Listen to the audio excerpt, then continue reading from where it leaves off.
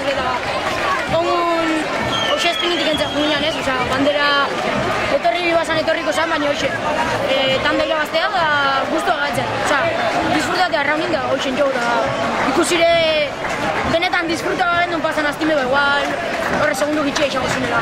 Horretzen gara, batez guri egitea, gure lan egitea lehenko egandian bueltekoan ez genuen guztiz arraunian pixa presipitauta, eta gaur jagungea arraunian eta beste zertan pentsatu gabe, eta hori eharkia eta zeko estropa bentsat irabazi eta 3 urte segido tanda norra irabazten, así que hurrengo urteko berriz etape.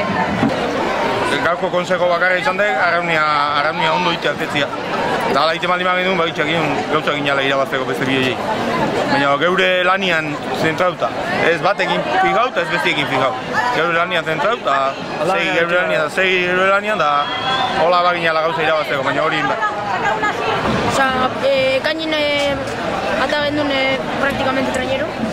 Hilabetin kontxako tanda da norra irabazti, gairizten bazta beste hilabete hongo bazan, igual, que no nos paraba ni Dios. Orduan gaurko eguna disputan gau, porque desde luego egin un ekipu kristena izan da, desde luego oso arronaz dakaten ekipuaz plazor bat horren patro izaten. Listo! Animo! Horrek indarra mango segitzeko, ze?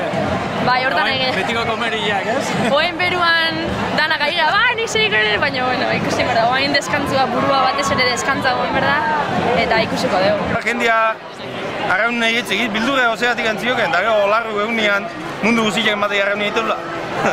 Osea, animatze erriko jendia arraun nahi egitea. Inork ez zeula jaten.